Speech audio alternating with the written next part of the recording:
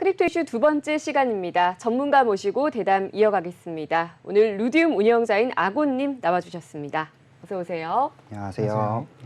네, 오늘 준비해 주신 주제가 FTX 사태로 인해서 거래소가 신뢰를 잃었는데 이 신뢰 회복 방법에 대해서 좀 자세한 이야기 나눠보도록 할 텐데요. 먼저 현재 상황 어떤가요?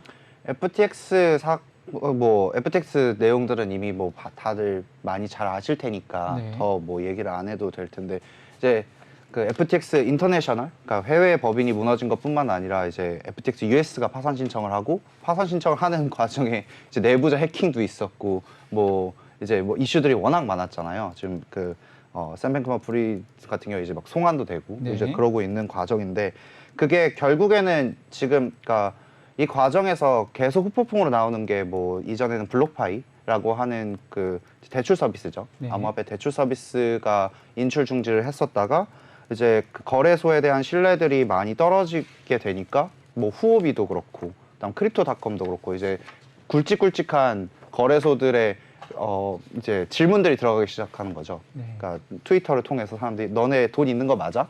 너네 자산 제대로 가지고 있어? 네. FTX에 맡겨놓은 거 아니야? 이런 질문들이 나기 시작하고, 그리고 또 아직 그 상황 안에서 이제 금융위기란 게 원래 그렇잖아요. 그러니까 그렇죠. 그렇지 암호화폐가 아니더라도 예를 들어서 리먼 사태 같은 경우에 리먼이 무너지면은 예를 들어서 뱅크 오브 아메리카가 넘어지는 그런 일들이 일어나니까 지금 DCG라든지 제미나이라든지 여러 곳들에서 계속 지금 문제들이 발생을 하고 있고, 네. 그래서 중앙거래소라고 하는 모든 이제 창구, 그러니까 그 고객의 담보를 수탁하는 이제 형태의 모든 곳들에 대한 신뢰도가 지금 굉장히 많이 떨어지고 있지 않나, 그런 생각입니다. 지금 이제 신뢰도가 떨어지기 때문에, 안 그래도 이제 거래소들이 이 이름을 뭐라고 부르던가요? 그 프루프 오브 리저브, 네, 머클트리 이제 담보 증명 약간 네. 이런 식으로 장명을 했죠, 아예. 네 맞아요. 그러면서 자기들이 돈을 얼마 갖고 있고 또 음. 어떤 지갑에 어떻게 갖고 있는지를 얘기를 하기 시작했는데, 네. 근데 그동안에는 그러면 이런 가상화폐나 암호화폐 투자 안 하시는 분들은 좀 그런 의문도 들 수 있을 것 같아요. 그럼 그동안에는 그런 증명을 전혀 안 한 건가? 라는 생각이 들 것 같은데, 이 부분에 대해서 간략하게 좀 설명해 주시죠. 사실 거래소들 다 증명하죠. 네. 회계감사 받고 그다음 네. 회계감사 리포트 다 내잖아요. 네.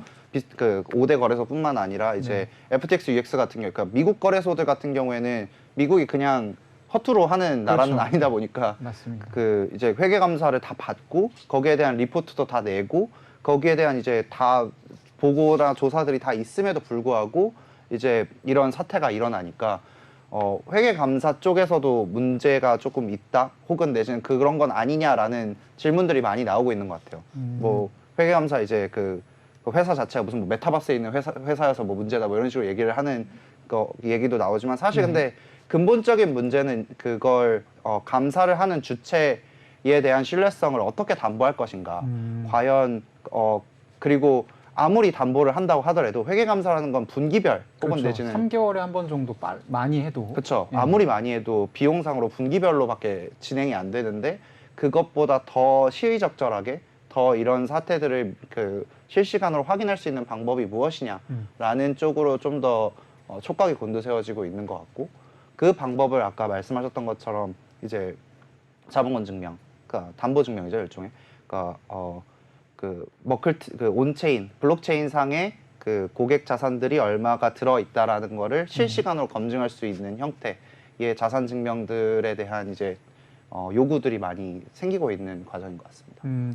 그러니까 사실 비근한 예로 우리 이제 알라메다 리서치라는 회사가 굉장히 최근에 좀 유명해지게 됐는데, 네. 코인데스크라는 매체에서 11월 2일에 이 회사가 위험하다라는 이제 첫 보도를 하면서 얘기했던 이 회사의 총 자산이 146억 달러였거든요. 네. 그런데 이제 최근에 어제 이제 FTX CEO가 이제 파산 신청을 한 법원에 이제 문서를 내면서 거기에 이제 알라메다 리서치의 이제 총 현재 9월 30일자 기준으로 자산을 얘기했는데, 그게 한 12억 달러 정도가 줄어든 수치였어요. 3개월 만에 12억 달러 정도가 줄어든 건데, 한 총 자산의 10% 네, 정도가요. 네, 그런 것들만 봐도 사실 어떤 감사나 이런 걸로는 실시간으로 정확하게 그 거래소가 얼마나 안전한지를 좀 담보하기 어려운 그런 측면이 또 있는 것이군요. 네. 그래서 그런 부분들을 어떻든 블록체인이란 것 자체의 의의가 네. 그런 그 이제 감사를 받지 않아도 실시간으로 자산을 확인할 수 있다는 게 가장 큰 사실 장점이잖아요. 그렇죠. 그게 굳이 거래소가 아니더라도 개인 지갑뿐만 아니라 네. 거래소나 이제 큰 단위들도 다 확인을 할 수 있는데 그걸 통해서 확인을 하지 왜 네. 이런 감사 체계 혹은 회계 체계에 의존을 하는지에 대한 이제 질문들이 더 많이 나오기 시작을 했고 네. 그 과정에서 이제 그 거래소들이 오히려 거래소들이 좀 더 주도적으로 이 그 머클트리 그 프루프 오브 리저브 네. 그러니까 네. 그 자본금 증명을 실행을 하고 있는 것 같아요. 사실 이제 저도 전자지갑을 가지고 있지만 제 전자지갑 주소 가지고 있으면 그 돈이 뭐 얼마가 토큰이 몇 개가 있고 이더리움 몇 개가 있고 이런 거를 누구든지 다 볼 수가 있거든요. 그래서 사실 이런 방법으로 하면은 뭐 얼마든지 할 수 있을 것 같은데 어쨌든 시작이 됐습니다.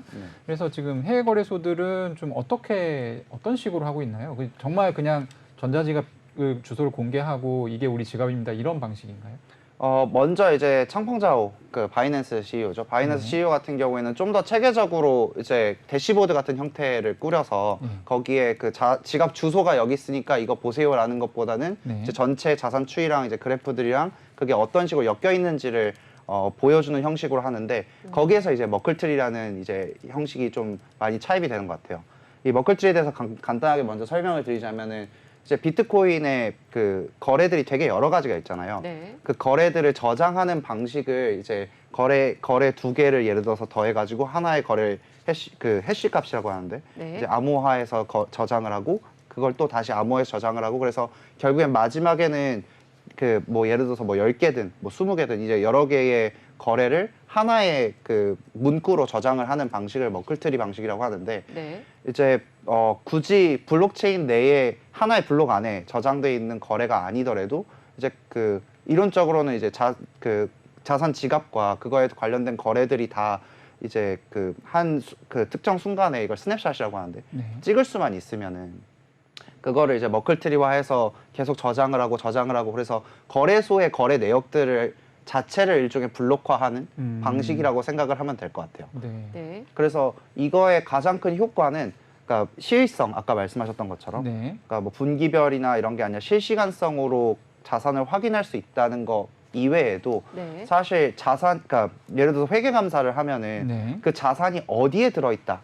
그 다음에 그게 어떤 식으로 들어있다. 어떤 형태로? 그렇죠. 네. 그런 부분들을 보여주지는 않는 경우들이 되게 많잖아요. 그렇죠. 네네. 다만 자산이 여기에 있다. 예를 들어서 뭐 내 돈이 뭐 신한은행에 있다. 뭐 이런 것들을 보여주지는 않으니까. 사실 지금 말씀하신 부분을 이제 회계감사 그 보고서에서 적시하는 것이 사실 주석의 역할인데 아주 최근에 이제 주석을 좀 더 상세하게 쓰자 정도의 논의가 이루어졌다라는 보도가 나온 게 있고 한국에서는요. 네. 말씀하신 대로 그게 어떤 형태인지는 사실 알 수가 없죠. 네. 그래서 이 머클트리를 활용을 하면은 내가 만약에 이제 자금을 다른 거래소에 넣어놨는지 아니면은 그러니까 지갑 자체가 어디에 있는지까지 다 표시가 가능하기 때문에 네. 그 트랜잭션을 통해 가지고 이게 자금이 예를 들어서 어디에 있는지를 알게 됐고 그래서 만약에 이제 FTX와 같은 사태가 일어났다라고 하면은 예를 들어서 이제 특정 거래소의 자금 중 일부가 FTX와 같은 거래소 혹은 내지는 지금 문제가 있는 거래소나 이제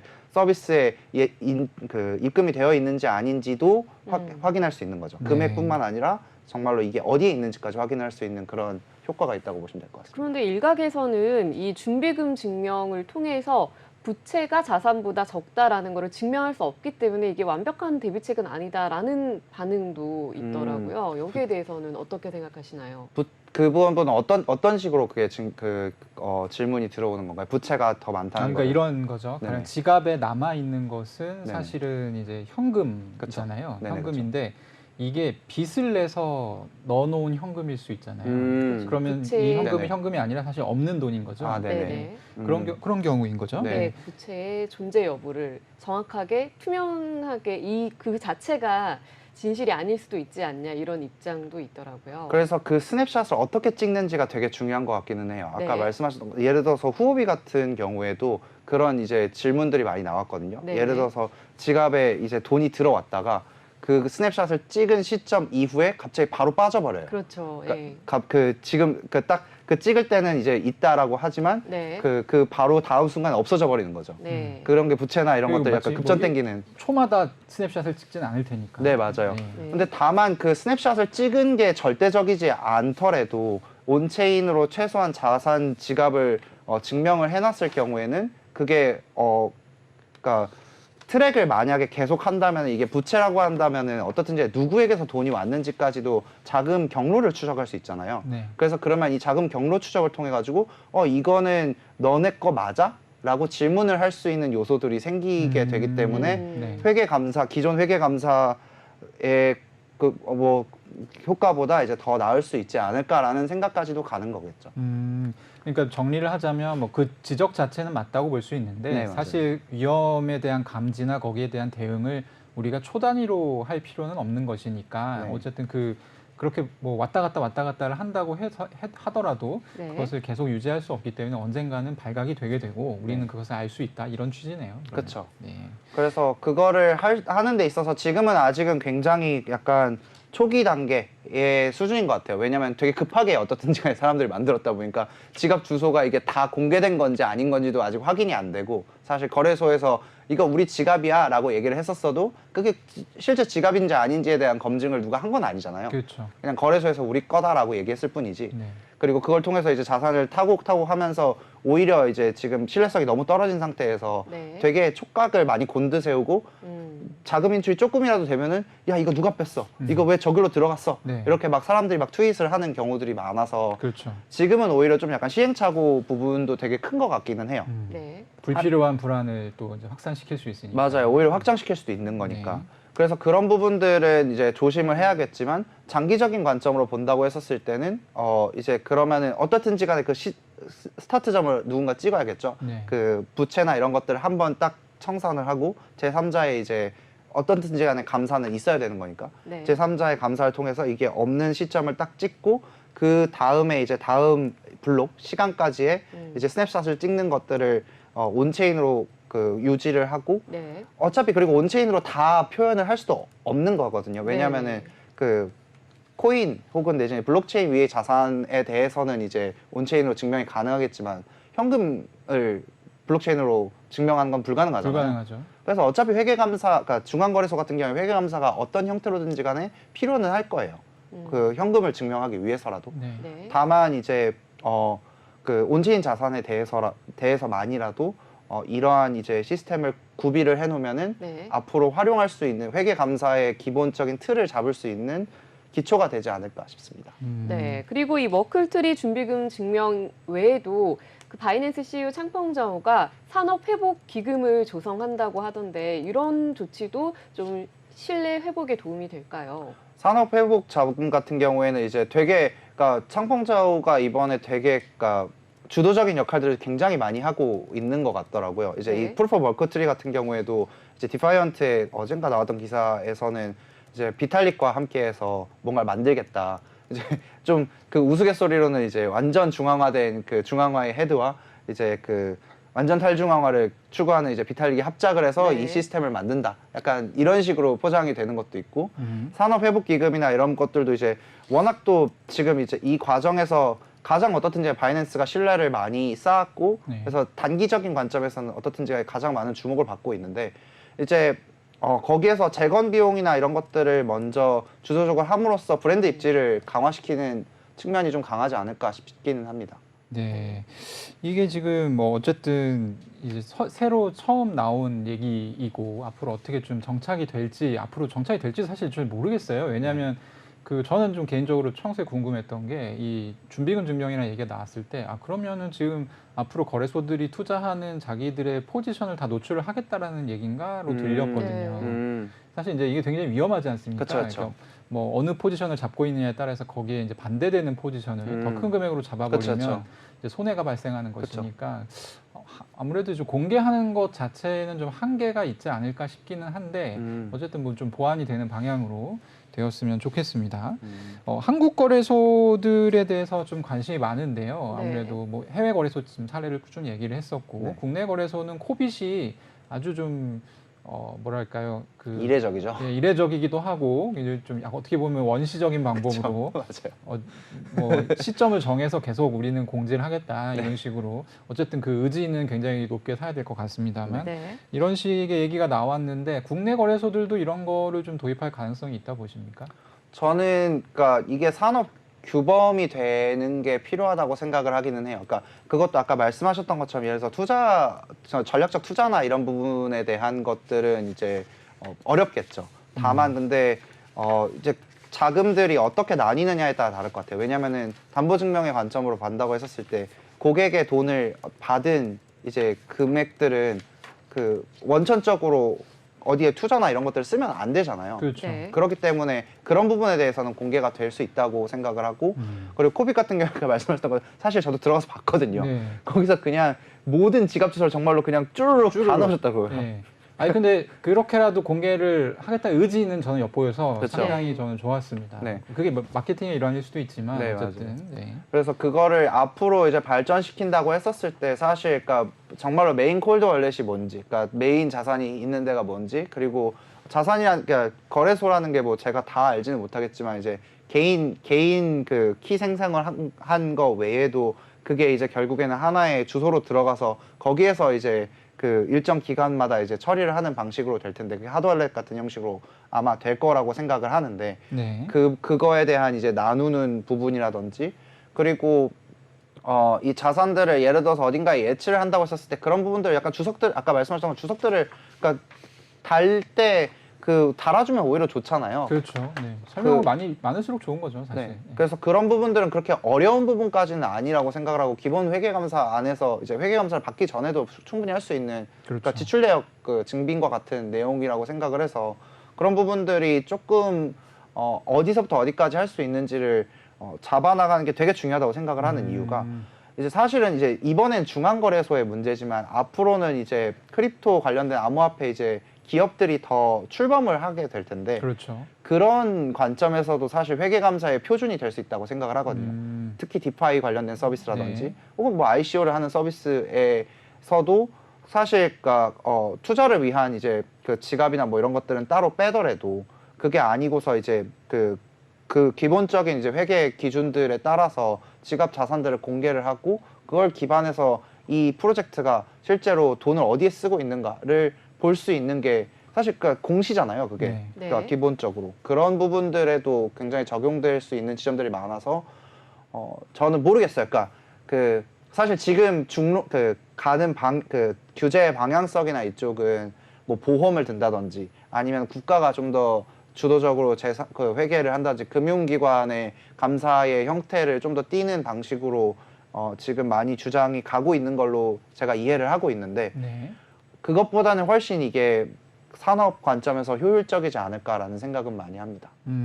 그러면 뭐 지금 아고님께서 일단 얘기를 해주신 거는 아무래도 디지털 기업의 어떤 회계 감사는 일반 기업의 감사와 똑같을 필요가 전혀 없고 오히려 이제 그런 특성을 좀 어느 정도 반영해서 좀 색다른 부분을 먼저 선제적으로 제시하는 그런 자세가 좀 필요한 것 같다 이런 제안인 것 같아요. 네, 맞아요. 예. 그래서 사실 그런 것들을 더 만드는 데 있어서 이제 회계감사, 그러니까 기존의 회계감사나 이런 것들도 툴들이 있듯이 온체인 회계감사를 위한 툴이라든지 이런 방법론들을 만드는 서비스들이라든지 네. 그런 이제 여러 가지 산업의 인프라들을 깔 수 있는 것들의 지원들이 되면 더 좋겠죠, 아무래도. 그러면 이제 국내 거래소에서는 지금 뭐 어떻게 할지는 모르겠으나 최근에 뭐 위메이드 같은 경우도 사실 그렇죠. 이제 원래 정해진 것은 3개월에 한 번 공시인데 자기들은 그거보다 더 자주 공시를 했으니까 죄가 없다. 우리 잘못한 게 없다. 이런 식으로 얘기를 해서 또 약간 이게 크립토 정서를 모른다. 이런 비판 또 받기도 했었잖아요. 그렇죠. 예, 그런 것처럼 좀 국내에 있는 크립토 기업들이 뭔가 이렇게 선제적으로 포맷을 제시할 수 있고 뭐 그런 사태가 좀 상황이 벌어지면 좋을 것 같습니다. 예, 어쨌든 이제 중요한 것은 FTX 거래소로 지금 상당히 디지털 자산 시장에 대한 신뢰가 무너져 있고 네. 이 신뢰가 회복되지 않으면 조금 뭐 가격이 오른다던가 이런 식의 좀 훈풍이 불기는 어려울 것으로 보이는데 앞으로는 좀 이 무너진 신뢰를 회복하려면 어떤 지점이 좀 개선이 되어야 될까요?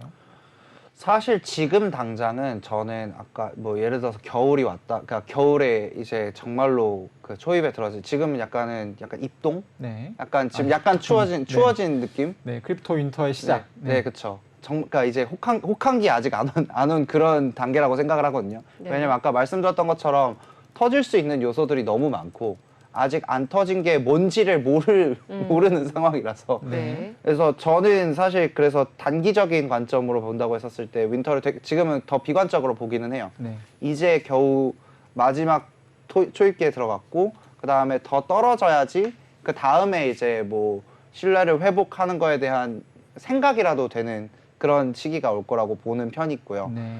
근데 다만 이제 그러니까 그 안에서 이런 이제 프루프 오브 리저브나 이런 회계 쪽에 대한 내용들이 나오는 게 저는 되게 고무적이라고 생각을 하는 게 그러니까 13년도부터 어떻든 이제 거래소에 대한 문제들이나 이런 것들은 있었고 그리고 굳이 크립토가 아니더라도 금융 사태들이나 이런 것들에 대한 문제들은 계속 그 문제점들이 지적이 됐는데 네. 그걸 이 산업에서는 선제적으로 할 수 있는 방안들이 그래도 제시가 되고 있고 그거를 아까 이제 바이낸스 잠깐 말씀해 주셨던 것처럼 특정 기업들과 산업체에서 이걸 더 선제적으로 시도를 하려고 하고 있다는 움직임 자체를 되게 고무적으로 생각을 하고요. 네. 그게 실효를 보이는 거는 사실 그러니까 예를 들어서 다음 불장이 언제 올지 모르겠지만 다음 그렇죠. 불장이 다 끝나고 나서 아까 되지 않을까. 아. 왜냐면 불장이 끝나야지. 불장 때는 어차피 상관없잖아요. 그렇죠. 이제 방만해도. 사람들이 가격밖에 신경 안 쓰죠. 그렇죠. 네. 방만 어차피 그 여파가 지금 와서 지금 다 터지고 있는 FTX도 거니까. 몰랐고 최근 네. 3년 동안 아주 잘 나가다가 그쵸. 사실 이제 크립토 윈터에 입동이 오니까 네. 터지기 시작한 거고. 네. 그래서 그때는 어차피 사람들이 그렇게 신경도 안 쓸 거고 다 상관없다고 생각을 하겠지만 네. 만약에 다음 이제 뭐 불장이 온다면은 뭐 올 거라고 저는 개인적으로 생각을 하지만 네. 온다면은 그 끝자락에서 이러한 비슷한 어떻든지 간의 문제들이 방만한 이제 문제들이 생길 텐데 네. 거기에서 좀 더 성숙한 모습을 보였느냐 보이지 않았느냐가 가장 큰 이제 판단 요소가 되지 않을까 싶습니다. 네. 네, 자 그렇습니다. 네, FTX 사태로 인해서 거래소들의 무너진 신뢰, 또 이 신뢰를 회복하는 방안까지 자세한 이야기 잘 들었습니다. 오늘 말씀 감사합니다. 네.